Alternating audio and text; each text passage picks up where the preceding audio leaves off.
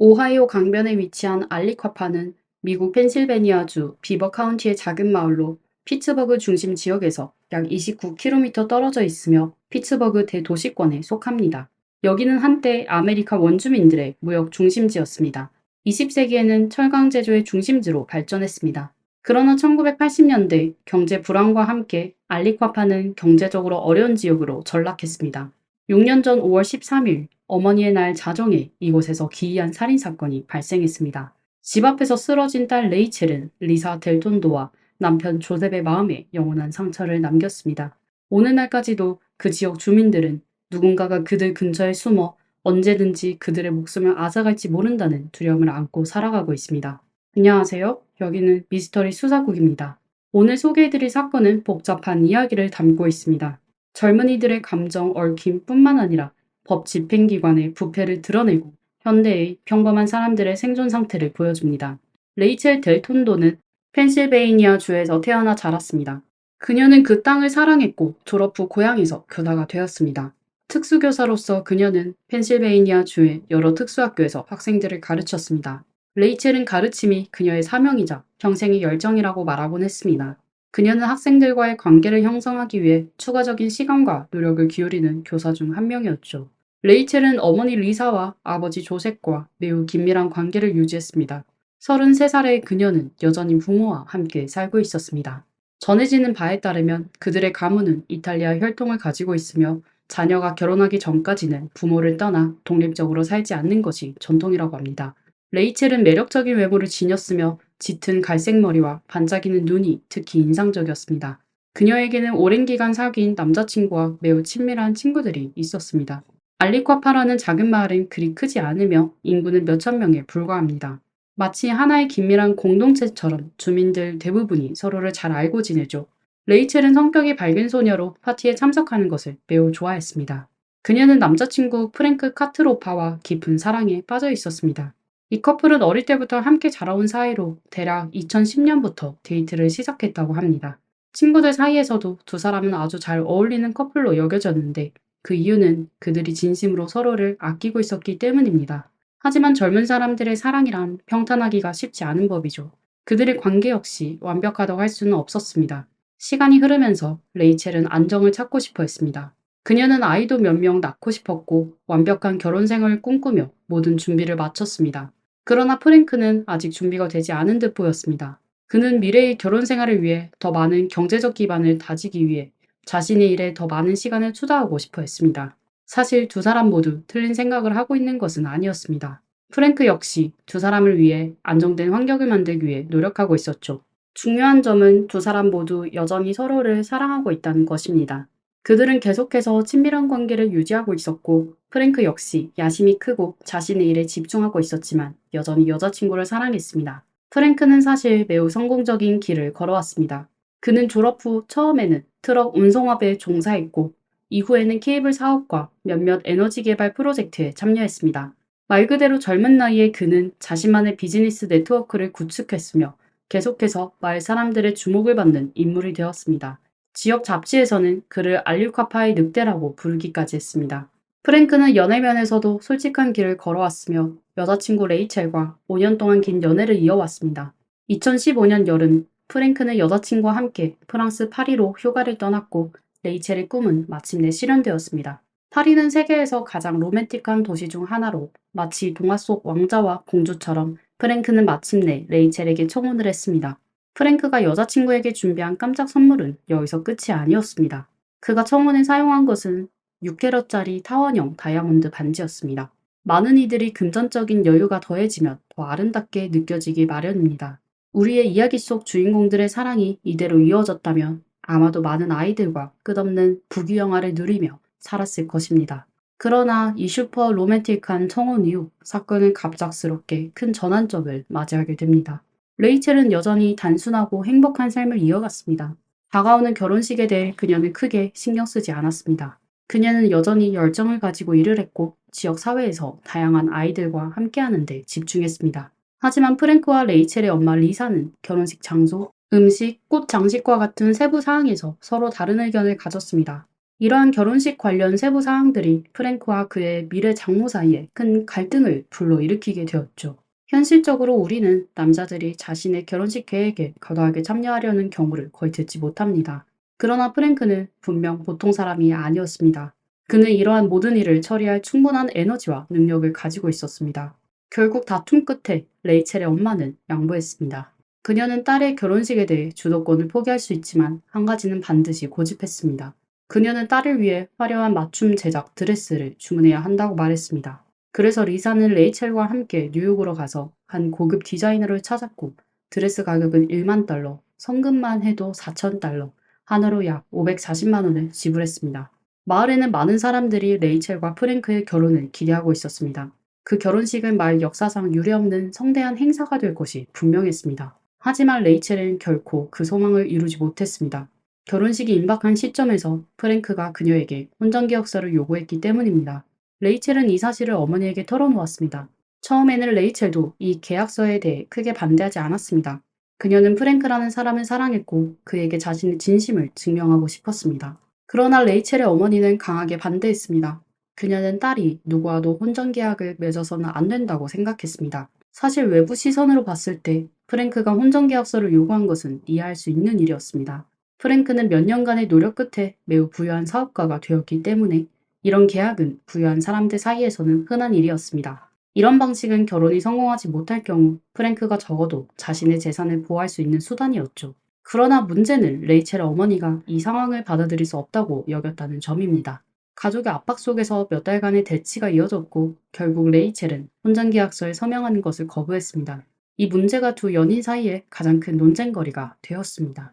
파리에서의 로맨틱한 청혼이 있고 몇 달 후 활발하게 진행되던 결혼식 계획은 갑자기 중단되었습니다. 그럼에도 불구하고 사랑하는 두 사람은 헤어지지 않았습니다. 그들은 여전히 서로에게 충실했고 아마도 서로가 변할 것을 기대하고 있었을지도 모릅니다. 혹시 어느 날 해결책이 생기지 않을까 하는 희망도 있었을 것입니다. 하지만 분명한 것은 이것은 해결되지 않는 문제였습니다. 2016년 발렌타인데이에 레이첼은 약혼 반지를 반납했고 그들의 결혼식은 공식적으로 취소되었습니다. 그러나 이 일은 여기서 끝나지 않았습니다. 그들은 여전히 데이트를 했지만 서로 마음속으로는 더 이상 혼전계약에 대해 언급하지 않기로 했다는 것을 알고 있었습니다. 레이첼은 여전히 아름다웠지만 그녀는 내면 깊은 곳에서 프랭크를 잃는 것을 두려워했습니다. 또한 청혼 반지를 돌려준 후 오해를 피하기 위해 더 이상 공개적으로 프랭크와 함께 있지 않았습니다. 평소 밝고 낙천적이던 레이첼은 점점 우울해졌고 친구들과도 거의 어울리지 않았습니다. 반면 프랭크는 크게 영향을 받지 않은 듯 보였으며 매년 성대한 생일 파티를 열곤 했습니다. 2016년 12월 프랭크는 예외 없이 시내에서 가장 호화로운 바를 대여해 생일 파티를 열었습니다. 레이첼은 당연히 그의 여자친구로서 참석했습니다. 파티에 초대된 친구들은 서로 인사를 나누었고 그들의 오랜 친구인 제인과 제인의 남자친구 마테도 자리에 함께 있습니다. 이전에 레이첼과 제인은 매우 친한 친구였으나 레이첼이 의도적으로 멀어진 후 제인도 오랜만에 친구를 만나게 되었습니다. 그래서 제인은 매우 반가운 마음으로 레이첼을 맞이했지만 한편으로는 놀라기도 했습니다. 오랜 친구였던 레이첼이 예전처럼 화려하고 생기 있는 모습이 아닌 기운이 없고 지쳐 보였기 때문입니다. 그리고 이어지는 상황은 더 이상 통제할 수 없게 되었습니다. 제인은 무심코 무언가를 말했을 가능성이 있는데 그 말이 레이첼을 심하게 화나게 했던 것이죠. 그 순간 레이첼은 제인에게 주먹을 휘둘렸고 곧 자리를 떠나버렸습니다. 술집 안은 사람들로 북적였지만 그럼에도 불구하고 프랭크는 계속 그녀들을 지켜보고 있었고 이 상황을 눈치챘습니다. 그래서 프랭크는 그들에게 다가갔고 그때 화가 난 제인은 프랭크를 붙잡고 레이첼에 관한 큰 비밀을 폭로했습니다. 이 비밀은 레이첼이 프랭크에게 절대 알리고 싶지 않았던 것이었습니다. 하지만 화가 난 제인은 그런 것에 전혀 신경 쓰지 않았습니다. 그녀는 오로지 레이첼이 방금 자신에게 가한 주먹질에 대해 대가를 치르게 하고 싶다는 생각뿐이었습니다. 제이는 아무렇지도 않게 프랭크에게 너 레이첼과 얘기 좀 해야겠어. 그녀가 한밤중에 차 안에서 어떤 아이와 무슨 짓을 하고 있었는지 알아봐 라고 말했습니다. 프랭크는 이 말을 듣고 뭔가 좋지 않은 일이 있다는 신호를 받았습니다. 그 순간 그는 여전히 레이첼을 매우 신경 쓰고 있었기 때문에 제인에게 간절히 부탁하며 그 모든 세부 사항을 말해달라고 했습니다. 이제 사건의 시간 흐름에 주목할 필요가 있습니다. 생일 파티는 2016년 12월에 열렸고 10개월 전인 2월에 로맨틱한 결혼식이 취소되었으며 레이첼은 약혼 반지를 반납했습니다. 그리고 결혼식 취소 3개월 전 매우 중요한 경기가 있었던 날, 프랭크는 몇 명의 남자인 친구들과 함께 경기를 보러 가기로 했습니다. 레이첼은 그 자리에 몸매가 좋은 여자들도 함께 참석한다는 것을 알고 있었지만 프랭크는 그녀를 초대하지 않았습니다. 레이첼은 그때 매우 우울했습니다. 그날 밤 마침 이전에 가르쳤던 한 학생이 문자 메시지를 보내 만남을 요청했는데 그 학생은 집에 무슨 일이 생겼다고 말했습니다. 그 후 2명의 지역 경찰관이 레이첼의 차가 편의점 주차장에 정차되어 있는 것을 발견했습니다. 당시 밤 11시쯤이었습니다. 두 경찰관은 차로 다가가 레이첼과 17살 고등학생이 함께 있는 것을 발견했습니다. 레이첼은 그 소년이 예전에 자신이 가르쳤던 학생이며 그가 계속해서 문자 메시지를 보내왔다고 설명했습니다. 그래서 그녀는 이에 만나기로 동의했다고 했습니다. 작은 마을이었기에 그녀는 경찰관들에게 이 일을 자신의 약혼자 프랭크에게 알리지 말아달라고 요청했습니다. 하지만 레이첼은 이후 이 일을 가장 친한 친구인 제인에게 털어놓았습니다. 그녀는 당시 경찰이 아무런 보고서도 작성하지 않았고 기소도 하지 않았다고 말하며 자신이 결백하기 때문이라고 했습니다. 하지만 친구 제인은 그렇게 생각하지 않았습니다. 그녀는 레이첼에게 그 소년과 도대체 무슨 일을 한 거야? 함께 불법 약물을 한 건 아니야? 밤 11시에 편의점 주차장에서 남자아이와 단둘이 있는 게 그렇게 간단한 일이 아닐 것 같은데? 라고 따졌습니다. 그러나 레이첼은 자신이 결백하다고 주장했습니다. 레이첼은 개인적으로 제인에게도 이 일을 비밀로 해달라고 간청했지만 그날 밤 상황이 드러나기 시작했고 하나의 비밀이 수면 위로 떠오르기 시작했습니다. 이후 레이첼은 프랭크에게도 해명했습니다. 그녀는 그저 그 소년을 도와주려 했을 뿐이라고 말했습니다. 프랭크는 아마도 레이첼에 대한 깊은 사랑 때문에 그녀를 전적으로 믿기로 했습니다. 이 사건 때문에 그들은 제인과 그녀의 남자친구 마테와 완전히 관계를 끊게 되었습니다. 소문에 따르면 화가 난 제인은 레이첼의 불법 약물을 사용했고 남자친구 프랭크와 함께 있는 동안에도 다른 남자들과 애매한 관계를 맺었다는 헛소문을 퍼뜨렸다고 합니다. 혼전계약서 문제와 친구에게 폭로된 일들이 차례로 지나가면서 레이첼과 프랭크 두 사람은 여전히 데이트를 이어갔지만 그들의 관계는 점점 더 불안정해졌습니다. 레이첼의 가족이 이 관계를 반대했기 때문에 그들은 도둑처럼 몰래 만나야 했습니다. 그러나 숨겨진 사랑은 축복받지 못하는 법입니다. 아마도 남자의 자존심 때문인지 겉으로는 프랭크가 레이첼의 충성을 믿는 듯 보였지만 그는 레이첼과 그녀의 학생이 차 안에서 벌인 그날 밤 일을 멈추지 않고 떠올렸습니다. 그래서 2017년 10월 그는 경찰서를 찾아가 그날 밤에 대한 보고서가 있는지 확인해 보기로 했습니다. 그리고 이 시점은 제인이 프랭크에게 여자친구가 바람을 피웠을지도 모른다고 말한 지 거의 1년이 지난 시점이었습니다. 프랭크의 아버지는 은퇴한 경찰관이었기 때문에 프랭크는 경찰서에 간 후 별다른 어려움 없이 그 보고서를 얻을 수 있었습니다. 처음 그를 맞이한 사람은 부경찰서장이었고 원래 규정에 따르면 프랭크가 그 보고서를 받기 위해 몇 가지 절차를 거쳐야 했습니다. 하지만 프랭크는 지역 경찰서에서 어느 정도 특권을 누리고 있었던 듯 했습니다. 부경찰서장이 그에게 보고서를 보여줘도 되는지 망설이고 있을 때 그의 상사가 직접 프랭크에게 보고서를 보여주라고 지시했습니다. 나중에 조사 결과 그 상사는 프랭크의 아버지와 오래된 동료였으며 그 사람이 프랭크에게 보고서를 보여주도록 허락하면서 왜 보여주지 않겠어? 그는 프랭크잖아 라고 말했습니다. 이것은 분명 양날의 검일 것입니다. 미국의 작은 마을에는 많은 사람들이 서로 잘 알고 지내며 우정을 위해 서로를 돌보는 일이 흔하고 자연스럽습니다. 앞서 레이첼은 그날 밤 자신들이 발견된 후 경찰이 어떤 보고서도 제출하지 않았고 아무런 혐의도 제기하지 않았다고 말했지만 실제로는 그 보고서가 존재했습니다. 부서장은 그 보고서를 인쇄해 프랭크에게 직접 건넸습니다. 하지만 이 보고서는 레이첼이 이전에 친구 제인에게 설명했던 상황과는 차이가 있었습니다. 알고 보니 그날 밤 레이첼의 차는 편의점 주차장이 아니라 폐쇄된 주차장에서 발견되었습니다. 시간도 밤 11시가 아닌 새벽 2시에 가까운 시간이었습니다. 보고서에는 자동차의 불이 꺼져 있었고 창문에는 김이 서렸으며 조수석 의자는 뒤로 젖혀져 있었다고 기록되어 있습니다. 모두 당시 상황이 어땠을지 상상해 볼 수 있을 것입니다. 레이첼은 경찰관에게 자신의 약혼자 프랭크에게 이 사실을 숨기고 싶다고 말했는데 이는 프랭크가 불안해할까 걱정되었기 때문이었습니다. 하지만 당시 경찰관은 두 사람 사이에 어떤 부적절한 행동이 있었는지 확인할 충분한 증거가 없었기 때문에 단순히 두 사람의 정보를 기록하는 데 그쳤습니다. 프랭크는 경찰서에서 가져온 공식 보고서를 가지고 돌아갔습니다. 그 보고서에는 두 사람의 신분 정보, 가정 주소, 심지어 운전면허 정보까지 상세하게 적혀 있었습니다. 프랭크는 나중에 당시 매우 충격을 받았고 이후로 레이첼과 영원히 관계를 끊었다고 밝혔습니다. 그러나 레이첼에게는 프랭크와의 이별이 최악의 일이 아니었습니다. 그 보고서는 곧 마치 날개가 달린 것처럼 마을 곳곳으로 빠르게 퍼져나갔습니다. 일부는 이메일을 통해 또 일부는 문자 메시지로 보고서가 전달되었습니다. 어떤 사람은 그 보고서 사본을 레이첼의 직장, 학교 이사회, 시장, 언론 매체, 그리고 그녀 자신을 포함한 여러 친구들이나 직장 동료들에게도 일부러 보냈습니다.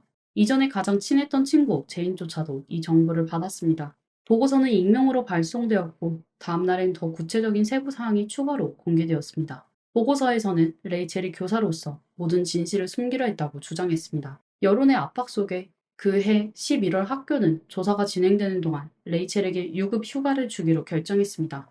레이첼의 평판은 이미 완전히 손상되었고 그녀는 그동안 어떤 부적절한 행동도 하지 않았다고 강력히 부인했지만 이제는 그 사실을 되돌릴 수 없었습니다. 그녀가 그 학생과 함께 부적절한 시간과 장소에 있었다는 사실만으로도 마을 사람들의 입에 오르내렸습니다. 당사자가 어떻게 해명하든 이제는 아무 의미가 없었습니다. 그러나 곧 누군가 경찰에서 유출된 정보가 부당하다고 지적했습니다. 보고서에는 청소년의 정보가 포함되어 있었고 원래 그것은 엄격히 비밀에 붙여져야 했습니다. 그러나 분명 그날 밤 레이첼과 함께 있었던 사람이 마을 고등학교의 스타 미식축구 선수 쉘든 지터 주니어라는 사실을 모두가 알고 있었습니다. 프랭크는 이러한 의문에 대해 자신이 보고서를 여기저기 퍼뜨리지는 않았지만 실제로 친구들과 친척들에게는 이 정보를 공유했다고 말했습니다. 경찰 측은 정보 유출이 단순한 사고였다고 주장했습니다.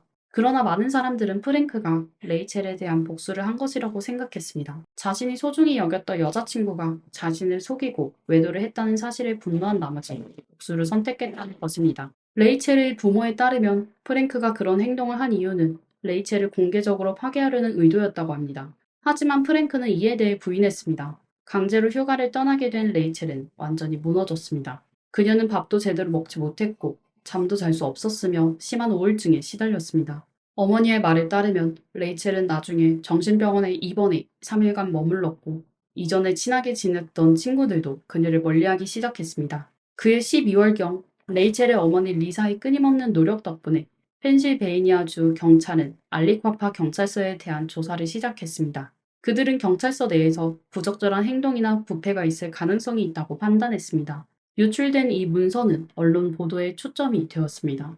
레이첼의 어머니는 존 폴이라는 탐사기자와도 연락을 취했으며 리사의 소개로 레이첼과 존도 자주 전화로 이야기를 나눴습니다.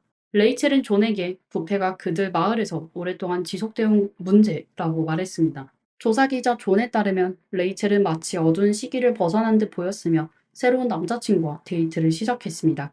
레이첼의 새로운 남자친구는 라숀 볼튼이라는 이름의 남성이었는데 놀랍게도 31살의 라쇼는 고등학생 셸든의 이복 형제였습니다. 레이첼의 어머니는 라쇼이 키가 크고 체격이 좋아 레이첼에게 안정감을 주었고 당시 레이첼은 이미 살해 위협을 받았다고 말했습니다. 레이첼은 지역 경찰서가 자신에게 매우 불만을 품고 있다고 말했는데 그 이유는 48시간 일하는 TV 프로그램이 마을에서 일어난 사건을 계속해서 조사하고 있었기 때문입니다. 레이첼은 어머니 리사와 가족들에게 경찰이 자신을 추적하고 있어 두렵다고 말한 적이 있었습니다.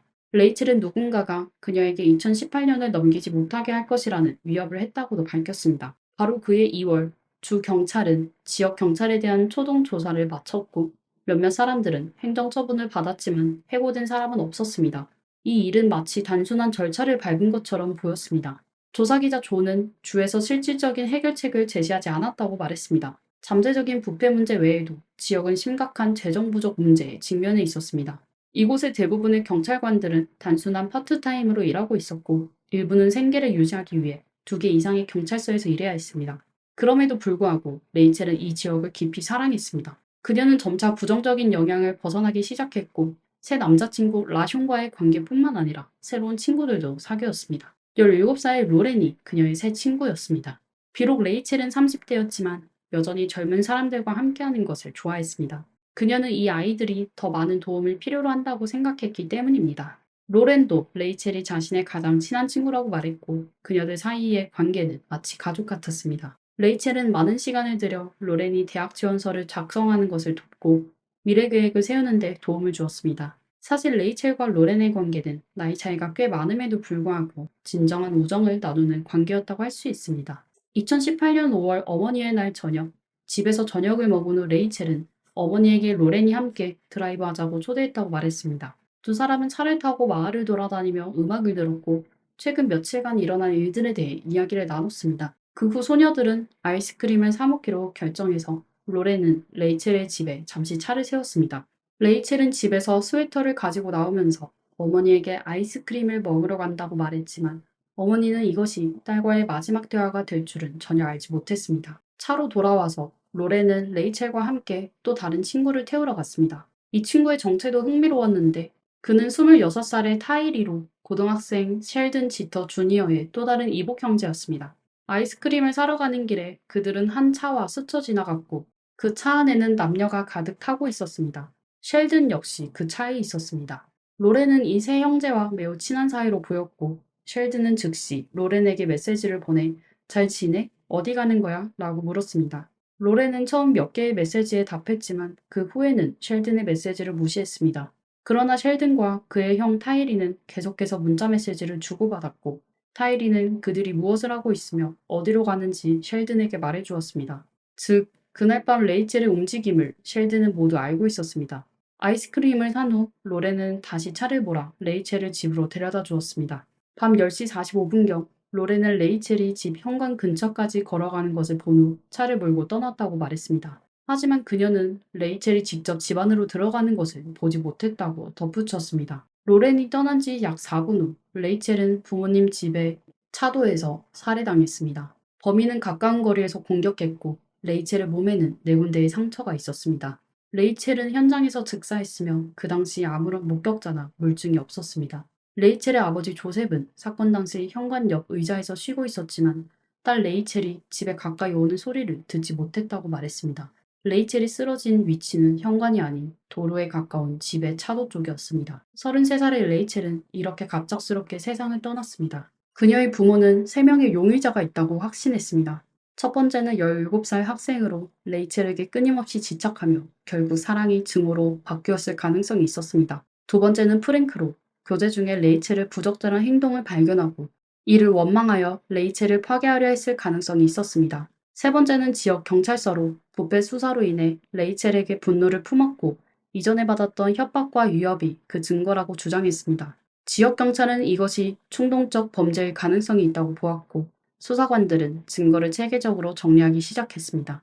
탐정은 이 사건이 원한에 의한 범죄라면 두 사람에게 관심이 간다고 밝혔습니다. 한 명은 학생 셸든, 또 다른 한 명은 전 약혼자 프랭크입니다. 수사관들은 그날 마을 주변에서 운전한 모든 사람들을 조사했지만 집 근처에 매복한 사람이 있었다는 증거는 찾지 못했습니다. 그들은 범인이 레이첼이 아는 사람이라고 확신했습니다. 그날 밤 차 안에 있던 학생 셸든은 조사를 받았고 그의 삼촌이 사건 당일 셸든이 집에서 조부모를 돌보는 것을 도왔다는 증언을 했습니다. 삼촌은 또한 셸든이 지역에서 유명한 운동 스타였고 그와 교제하는 여성이 많았다고 말했습니다. 셸든은 경찰에게 레이첼은 자신이 주장하는 것처럼 그렇게 순진한 사람은 아니라고 말했습니다. 두 사람은 오래전부터 알고 지냈고 관계도 확실히 특별했다고 말했습니다. 또한 그와 레이첼의 관계는 그날 밤 차 안에서 처음 시작된 것이 아니었습니다. 셸든은 처음에 자신의 31살의 형이 레이첼과 교제한다는 사실을 알았을 때 기분이 나빴지만 금방 극복했다고 말했습니다. 그는 자신에게는 예쁜 여자들이 많았기 때문에 크게 신경 쓰지 않았다고 덧붙였습니다. 셸든은 경찰이 자신의 방을 수색하는 것을 허락했고 수사관들은 사건과 관련된 어떤 증거도 발견하지 못했습니다. 그래서 경찰은 프랭크를 집중적으로 조사하기로 결정했습니다. 프랭크가 경찰 보고서를 퍼뜨린 사람이 아니더라도 사건은 적어도 그로 인해 시작되었기 때문입니다. 게다가 레이첼이 후반부에 주경찰과 언론과 긴밀히 협력했던 것은 프랭크가 오랫동안 사업을 이어온 이 마을에서 그의 인맥에 상당한 타격을 주었을 가능성이 큽니다. 프랭크는 자신과 레이첼이 마라톤 같은 연애를 했으며 이제는 전 약혼자에 대해 특별한 감정이 없다고 밝혔습니다. 하지만 그는 과거에 사랑했던 사람에게 해를 가할 이유가 없다고 주장했습니다. 그렇게 레이첼의 사건은 미해결 상태로 남아 있었습니다. 마을의 경찰 인력이 부족한 탓에 수사는 거의 중단된 상태였으며 조사는 거의 진전이 없었습니다. 그러나 2년 후 마을에서 또 다른 살인 사건이 발생하면서 레이첼의 사건은 새로운 전환점을 맞이하게 되었습니다.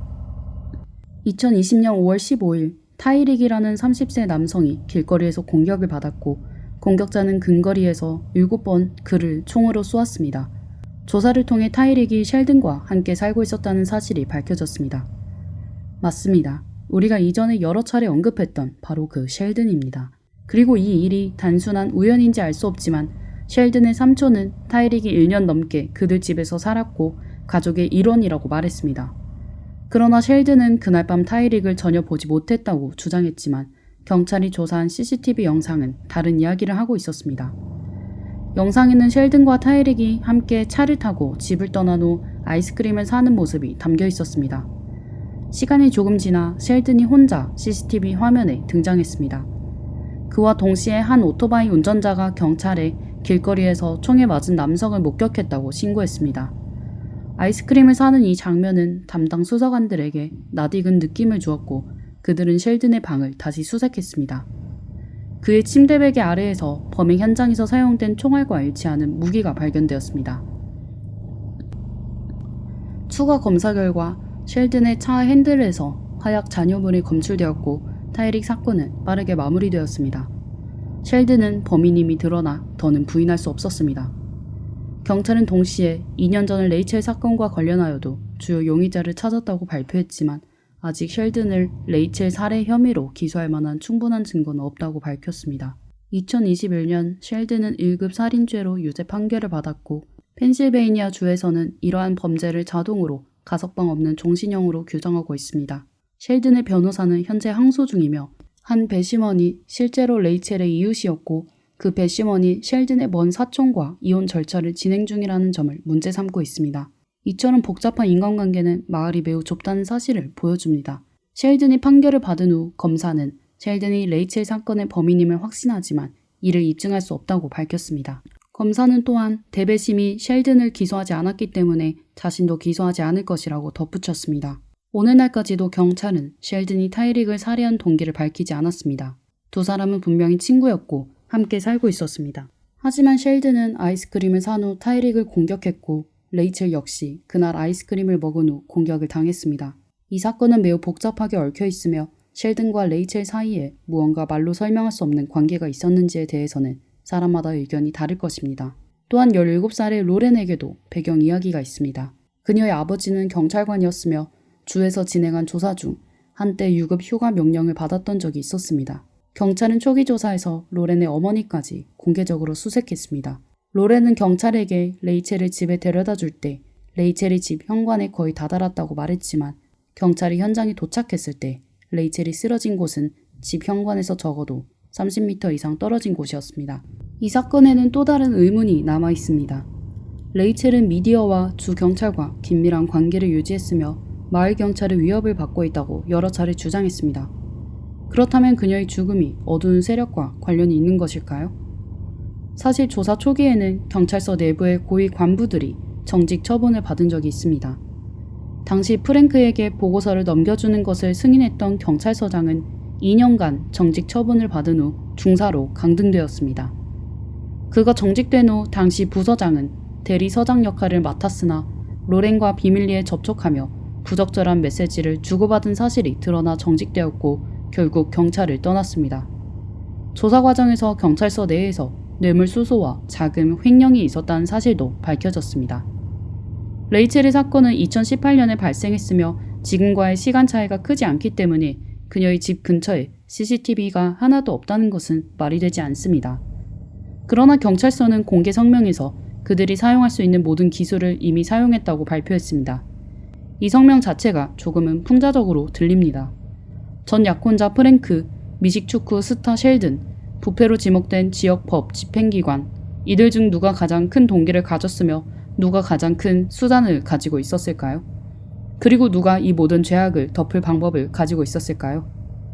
이제 나이가 많은 레이첼의 부모는 여전히 힘겹게 살아가고 있으며 딸에게 정의를 찾기 위한 길은 점점 멀어지고 있습니다.